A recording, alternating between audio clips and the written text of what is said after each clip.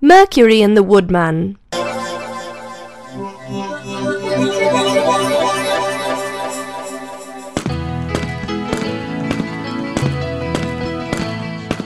A poor woodcutter was cutting wood from a tree on the bank of a river.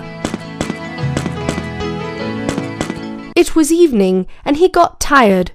His axe dropped out of his hands and fell into the water. He had no money to buy a new axe. He started weeping. As he stood by the water's edge thinking of his loss, the god Mercury appeared and asked him the reason for his grief.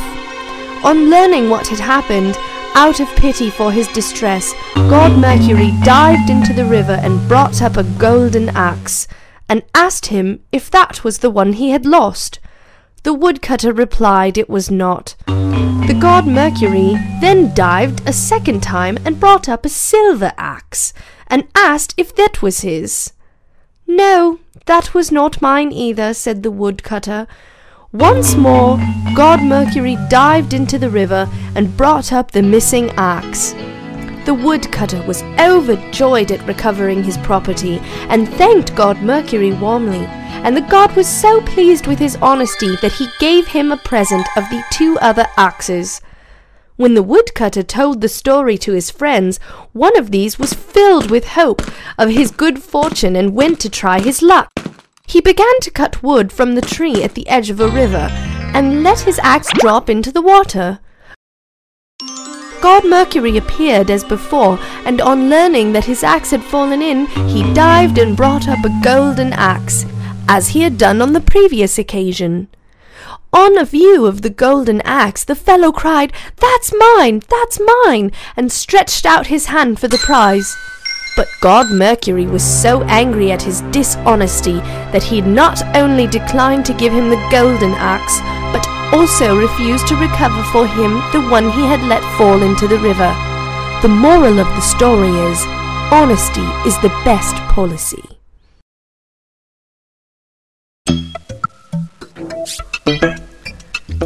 Hercules and the Farmer. A farmer was driving a heavy carriage along a very muddy way after a rainfall.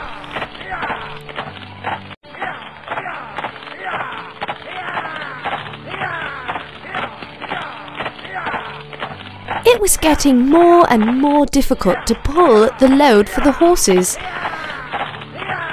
He reached a part of the road where the wheels sank halfway into the mud. And the more the horses pulled, the deeper sank the wheels. So the farmer threw down his whip and knelt down and prayed to Hercules the Strong. "Oh Hercules, help me in this hour of distress," he said. But Hercules appeared and said to him, "I will not help you unless you make some effort to help yourself. Get up and put your shoulder to the wheel." The farmer heeded the god's advice. He started trying to push the wheel and coaxed the carriage. The carriage moved very soon, and the farmer was happy to get out of the mud for his onward journey. The moral of the story is, the gods help them that help themselves.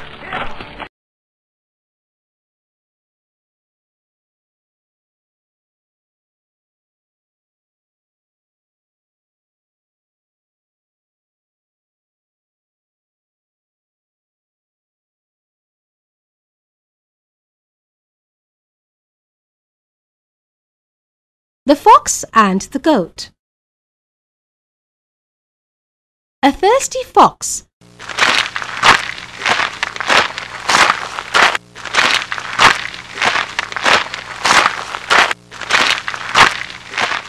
found a well from which it could drink water.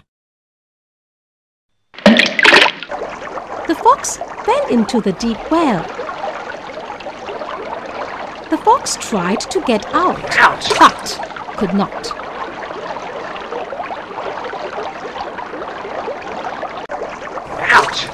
It tried calling for help, as it could find no means of escape. The fox, tired of jumping and screaming, heard the bleat of a thirsty goat, which came to the same well. The goat, seeing the fox, asked it if the water was good. The fox was very happy to see the goat, and he did not want to show his sad plight. So the fox said, "Ah, the water is cool and sweet too." The fox praised the water in the well. The goat was impressed after hearing about the sweet water. The fox encouraged the goat to descend into the well. The goat, who was very thirsty, thoughtlessly jumped down into the well. He drank the water and thanked the fox. The fox was very happy to find the goat inside the deep well and informed the goat where it had landed. The goat suggested a plan for their escape. The fox promised the goat that it would help him after it got out of the deep well. The goat accepted the offer and placed his 4 feet upon the wall of the well and bent its head. The fox jumped onto the goat's back and escaped. The fox jumped upon the goat's back.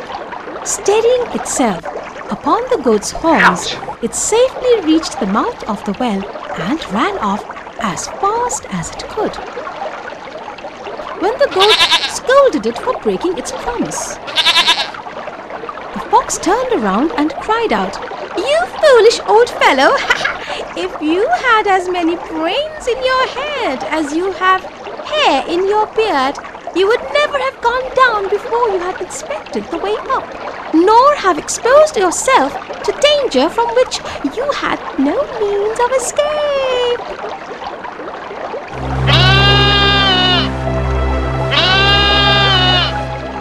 The moral of the story is, look before you leap.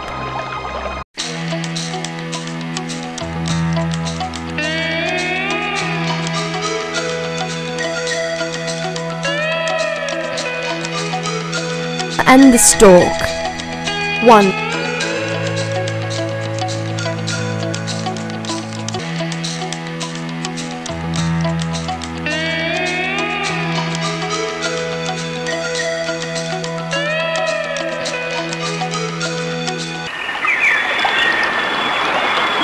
A stork, who used to love his old father and mother, was responsible for getting food for them.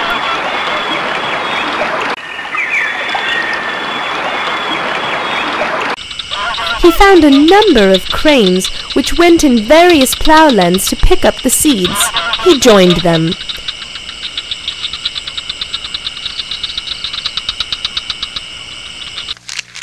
One day, while collecting seeds, they reached a ploughland where a farmer placed nets on his newly sown ploughlands and caught a number of cranes, which came to pick up the seeds.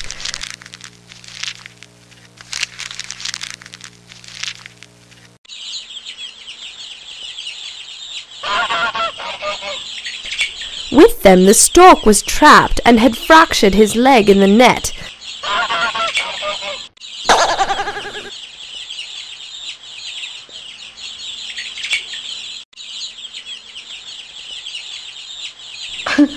He was begging the farmer to spare his life. "Please forgive me, master," he said, "and let me go free at once. My broken limb is hurting too much and my parents are old. Besides, I am no crane, I am a stork, a sweet bird of excellent character. And see how much I love and arrange food for my father and mother. Look too at my feathers. They are so beautiful and not the least like those of a crane."